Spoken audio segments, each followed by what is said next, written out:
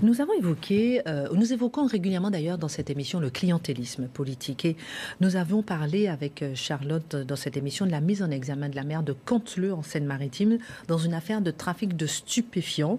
Or, il y a du nouveau. Donc on va parler de clientélisme. Et d'abord, qu'est-ce qu'il y a de nouveau dans cette affaire ? Alors, en effet, on en avait parlé puisque en octobre dernier, cette maire de Canteleu, de la petite ville de Canteleu, donc Mélanie Boulanger, et son adjoint qui s'appelle Asbi Colac, avaient été placés en garde à vue dans un énorme coup de filet sur un réseau de trafic de stupéfiants. Ensuite, ils avaient été relâchés. À la sortie, l'avocat avait dit aucune charge contre le maire, circuler, il n'y a rien à voir.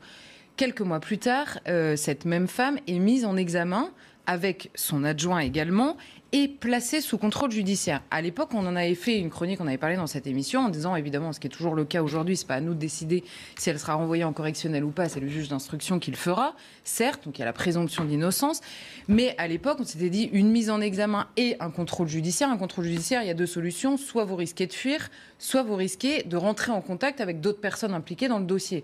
Donc a priori, on ne met pas sous contrôle judiciaire quelqu'un contre qui on n'a absolument aucune bille. Ça ne sentait pas très bon. Voilà, mais en effet, cette femme avait fait à la fois une conférence de presse et expliqué, elle avait parlé de deux choses. Elle avait dit oui, il y a eu des menaces, des intimidations, on m'a attendu sur un parking, il y avait eu des messages et des tentations de l'intimider, de la dissuader de mener le combat contre la délinquance. Donc elle expliquait que oui, il y avait eu des menaces, donc elle était parfois obligée de rentrer en contact, et que si elle était rentrée en contact avec certains trafiquants ou certains voyous, c'était parce qu'elle parlait avec tous ses administrés et qu'elle n'était pas censée savoir qu'ils étaient nécessairement des trafiquants.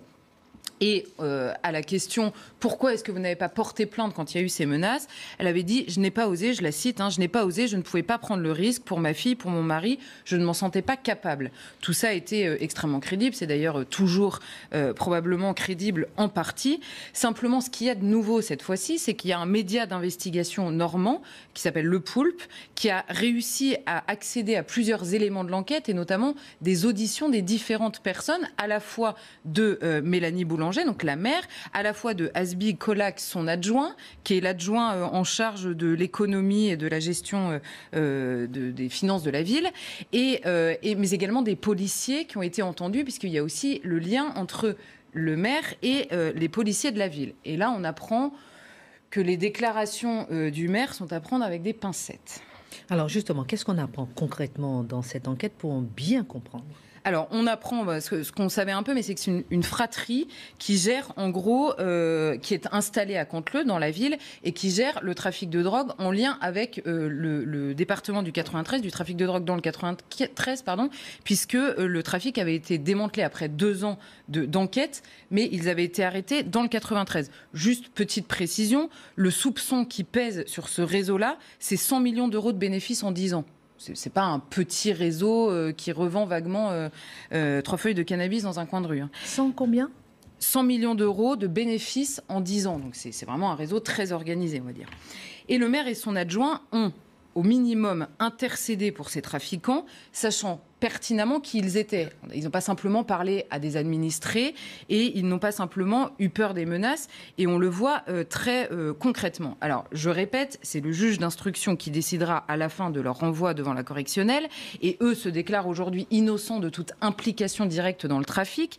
Mais ce qu'on apprend cette fois-ci, c'est qu'en tout cas, le simple fait de dire on s'est battu contre la délinquance et on a eu un peu des bâtons dans les roues, c'est beaucoup plus compliqué que ça. Pourquoi ? J'ai pas spécialement la passion de m'acharner sur cette femme ou sur son adjoint. Simplement, on parle souvent en effet de clientélisme, et il est extrêmement rare qu'on voit de manière aussi concrète ce que ça veut dire le clientélisme dans un endroit où les trafiquants de drogue sont les vrais patrons de la ville, parce que c'est exactement ce qui se passe. Donc c'est intéressant de s'attarder dessus beaucoup plus pour ce que ça représente que pour ce qu'elle est. Alors, l'homme qui fait le lien entre la maire et les trafiquants, c'est le fameux adjoint, dont la voiture est retrouvée pendant une transaction de cocaïne. Les policiers interviennent pendant cette transaction, ils font tomber des têtes du réseau et se rendent compte qu'il y a une des voitures qui appartient à cet homme qui est adjoint dans la mairie, qui est par ailleurs propriétaire d'un kebab dans la ville, dans lequel se retrouvent extrêmement souvent des trafiquants bien identifiés du quartier, et qui est par ailleurs en plus membre de l'association culturelle turque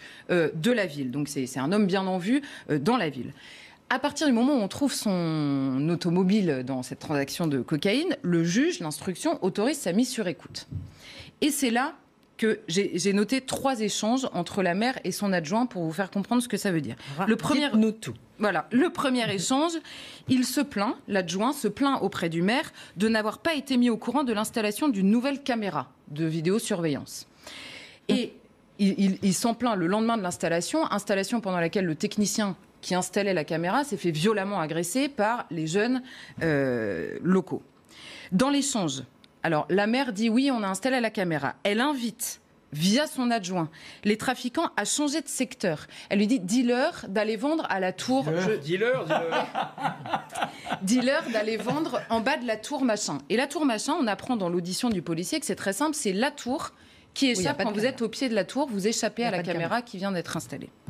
Elle demande par ailleurs à son adjoint, elle dit à son adjoint, dis-leur aussi, et je la cite, elle n'a jamais donné de nom au directeur départemental de la sécurité publique. Puisqu'elle l'a eu au téléphone, elle lui dit « J'ai donné aucun nom des trafiquants, précise-leur également », lui dit-elle. Et elle leur dit « Le directeur m'a simplement dit qu'il travaillait en ce moment sur des enquêtes de fond ». Donc en gros, elle a la police au téléphone et elle transmet via son adjoint aux trafiquants où en est la police.